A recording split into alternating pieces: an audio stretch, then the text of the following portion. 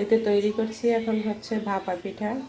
আগে আমার আম্মু যখন এই জিনিসটাই বের করতো তখন মনের ভিতরে একটা ফিল আসতো যে আজকে আম্মু পিঠা তৈরি করবে। তো আজকে হচ্ছে গিয়ে আমার দিন, আমি পিঠা তৈরি করছি আর মিনহা হচ্ছে খুশি হচ্ছে যে আজকে পিঠা তৈরি করছে। আর এই পিঠাটা তৈরি করলে মনে হয় যে হ্যাঁ পুরোপুরি শীত চলে আসছে।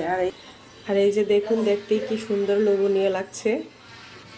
এই তো এখন আরেকটা হচ্ছে গুঁড়ি দিয়ে দিচ্ছি। এটাকে সুন্দর করে ঢাকনা দিয়ে এখন দিয়ে দিব ভাপে। এই তো তৈরি হয়ে গিয়েছে আমার সুন্দর গরম গরম ভাপা পিঠা। আর এই পিঠাটা এই সিজনে খেতে অনেক বেশি মজা হয়। আর গুড়টা যদি হয় একেবারেই খাঁটি আর এক নম্বর, তাহলে তো কোনো কথাই নেই। একটা পিঠা হচ্ছে একটু ভেঙে দেখাচ্ছি।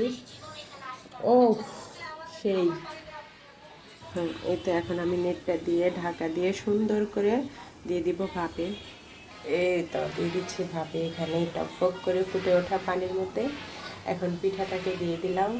একটু পরেই সুন্দর তৈরি হয়ে যাবে গরম গরম ভাপা পিঠা।